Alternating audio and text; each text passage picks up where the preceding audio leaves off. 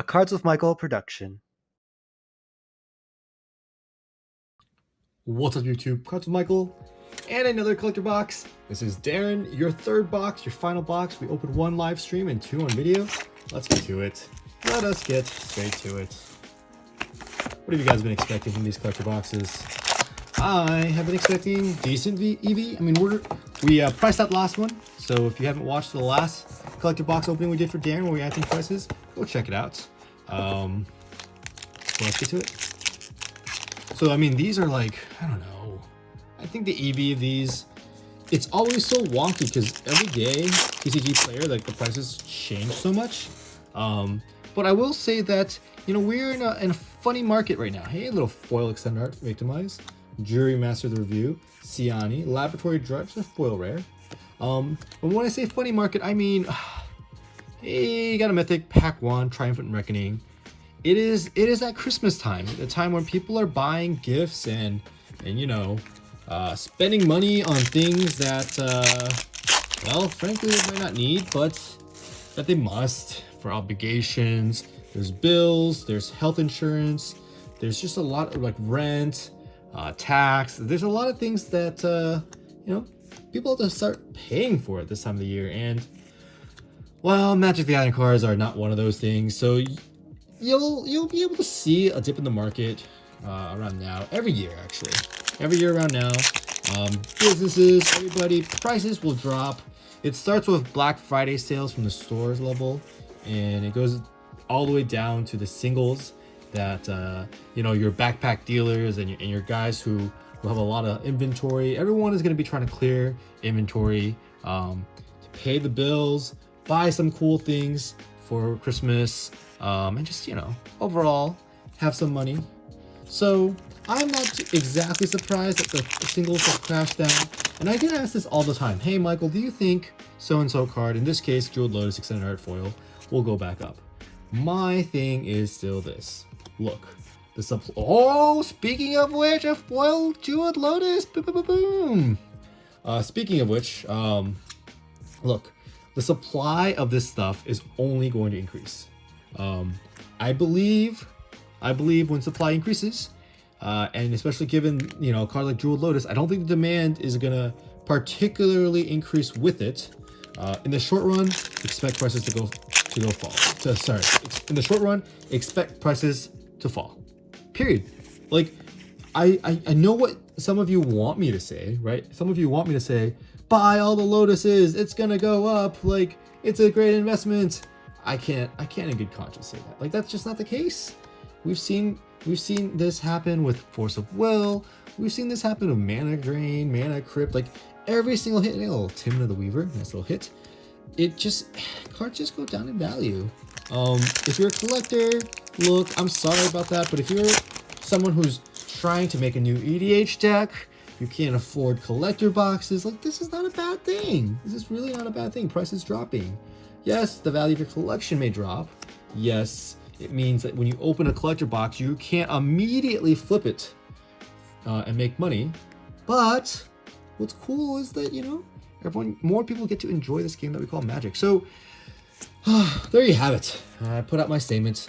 I think one of the other things with Magic the Gathering that's really fun is, well, you know, you get to draft. So collector boxes are big, like lottery box. Like, we want cards like Jeweled Lotus, we want Mana Drain, we want all the mythics that are super nice, super great. But you know, keep in mind that this set also is meant to be played. Like, I highly encourage everyone that doesn't have a draft booster, grab a draft booster somewhere. And you know, when the holidays come around, when you have friends that you can hopefully play with. I mean, I know it's hard with the Ronas and stuff, but hey, look at that, I'm Ultrotha. I love it. I'm Ultrotha. And it's Belby Corrupted Observer. You know, we're gonna see less play, but, you know, eventually we'll be able to play this again. One thing that I have to resonate with the people that have been complaining about this.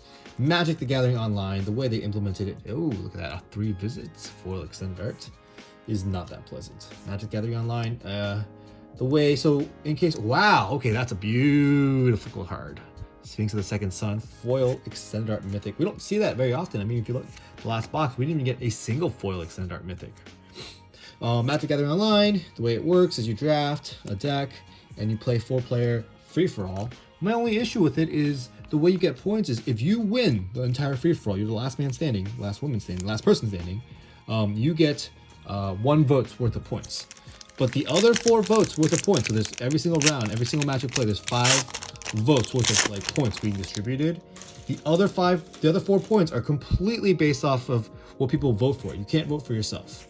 So, like, you know, when I've been playing, it feels like basically from turn 1, it's a popularity contest. Like, everyone's trying to be nice to each other, and it feels super superficial.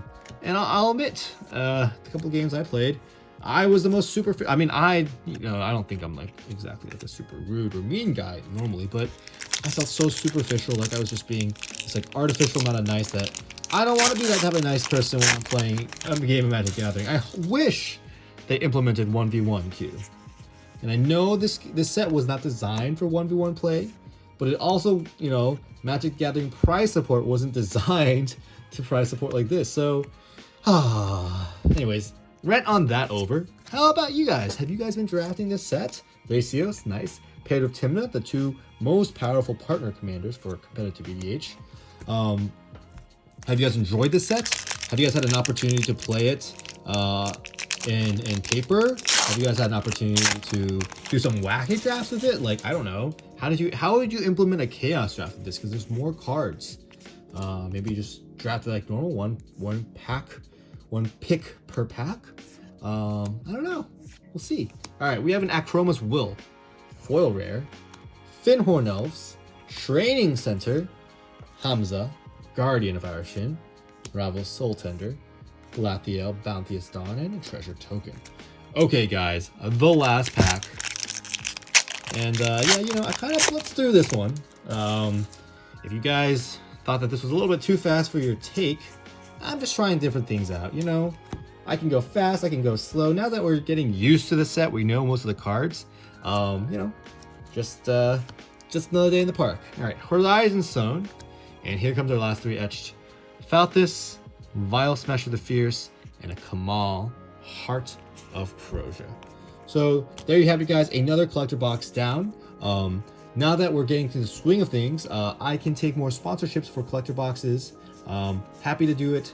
Email me at cardswithmichael@gmail.com. I can go slower. Wow, wait, this is less than 8 minutes.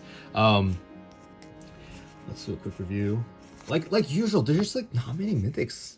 Really not that many mythics. Look at this. We have a Port Razor and a Triumphant Reckoning. That's like 4 mythics.